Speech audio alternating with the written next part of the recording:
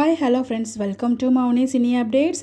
நம்ம விஜய் டிவியில் ரொம்ப சூப்பராக போயிட்டு இருந்த ஒரு சீரியல் தான் ஆஃப்டர்நூன் ஸ்லாட்டில் பணிவிலும் மலர்வனம். நல்ல ஒரு சூப்பர்பான ஒரு ஸ்டோரி லைன். அந்த சீரியலை ஏன் இவ்வளோ சீக்கிரமாக முடித்தாங்கன்னு நமக்கு தெரியல. அதுக்கு பதிலாகவும் பார்த்திங்கன்னா வேறு புது சீரியலும் போடலை. பாண்டியன் ஸ்டோர்ஸ் தான் ரீடெலிகாஸ்ட் பண்ணுறாங்க. அப்புறம் எதுக்காக இந்த சீரியலை என் பண்ணாங்க? ஸோ இது சீரியலை கொண்டு போனாலே நல்ல ஒரு ஸ்டோரி லைன், நல்ல ஒரு கதைக்களம், ஃபேன் பேஸ் இருக்காங்க, நல்ல ஸ்டோரியாகவும் இருக்குது.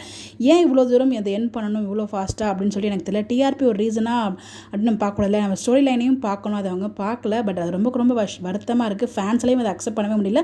கண்டிப்பாக என்னாலுமே இதை வந்து அக்செப்ட் பண்ண முடியாத ஒரு விஷயம் தாங்க. பிகாஸ் இது இவ்வளோ சீக்கிரம் எண்டாகும் நமக்கு எதிர்பார்க்கவே இல்லை.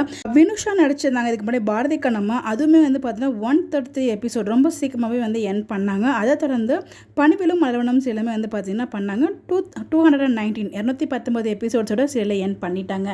ஏன் இவ்வளோ சீக்கிரமாக என் பண்ணாங்கன்னு தெரியல. ஒரு நல்ல ஸ்டோரி லைன் இருக்க சீரியலை முடிச்சு விட்டாங்க போங்க அப்படிங்கிற மாதிரி நம்ம வினுஷாவுமே வந்து போஸ்ட் போட்டாங்க. அவங்களுக்குலாம் ரொம்ப வருத்தம். அவங்க அப்போயே சொல்லியிருக்காங்க ரொம்ப கஷ்டமாக இருக்குது அப்படின்னு சொல்லிட்டு. ஸோ அதை அவங்க ஒரு போஸ்டாகவே ஷேரும் பண்ணியிருந்தாங்க. பிஎம்எம்வியை முடிச்சு விட்டாங்க போங்க. Thanks to all the viewers who watch and supported us till the end.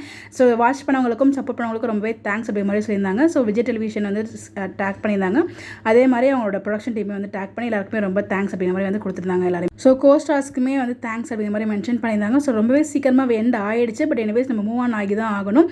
So கூட சீக்கிரமே வேறு ஒரு ப்ராஜெக்ட்டில் வந்து உங்களை அது மீட் பண்ணுறேன். அது வரைக்கும் உங்ககிட்ட இருந்து பாய் அப்படிங்கிற மாதிரி சொல்லியிருந்தாங்க. ஃப்ரம் யுவர் அன்பு அப்படின்னு சொல்லிட்டு அன்பிற் கினியால் அப்படிங்கிற மாதிரி வந்து அவங்க போஸ்ட் போட்டதாங்க. அதை பார்த்து எனக்குமே ரொம்ப கஷ்டமாக இருந்துச்சு. அன்பு அண்ட் கதிர் இந்த 2 பேருக்கும் ஒரு மிகப்பெரிய ஃபேன் பேஸ் இருந்தாங்க. ரொம்ப ஃபாஸ்ட்டாகவே அது ஒரு எப்படி சொல்கிறது, முடிவுமே வந்து அவ்வளோ நல்லாக்கலாம் சொல்ல முடியாது. அப்படியே ஒரு எபிசோட், அதாவது 20 மினிட்ஸ்லேயே எல்லா கெட்டவங்களும் மாறிடுவாங்க. அந்த கன் ஷூட்லேயே வந்து பார்த்திங்கன்னா மாமியார்லேருந்து நம்ம இவங்க இருக்காங்களே சமந்தா, அவங்க எல்லாருமே வந்து பார்த்திங்கன்னா அப்படியே டக்கு நல்லவங்களாம் மாறிடுறாங்க. ஸோ அவங்க பண்ண 2 சீரியலுமே வந்து ஒன்றா முடியுது. ஸோ ஆல்ரெடி பணிவிலும் மலர்வனம் எண்ட் ஆச்சு. ஸோ இந்த வாரம் வந்து பார்த்திங்கன்னா ரஞ்சினி சீரியலுமே எண்ட் ஆகுது. ஸோ அதுவுமே அவங்க வந்து எமோஷனல் ஒரு போஸ்ட்டுமே வந்து போட்டிருந்தாங்க.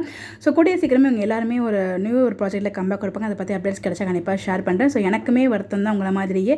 பட் ஏன் இவ்வளோ சீக்கிரம் எண்ட் பண்ணாங்க அப்படின்னு சொல்லிட்டு எல்லாருமே ஒரு ஹாப்பியான எண்டிங்கே இல்லை, ஒரு முழுமையான எண்டிங் இல்லை. ஹாப்பிங்கிறத விட எல்லாரும் சேர்ந்த மாதிரி எண்டிங் கொடுத்துருந்தாங்க. பட் அது ஒரு முழுமையான எண்டாக இருந்த மாதிரி எனக்கு தெரியல. டக்குன்னு வந்து ஒரு செகண்ட், ஒரு 20 மினிட்ஸில் எல்லாருமே வந்து மாற்றி கதையை வந்து எல்லாருமே நல்லவங்களாக மாற்றி எண்ட் பண்ணிட்டாங்க.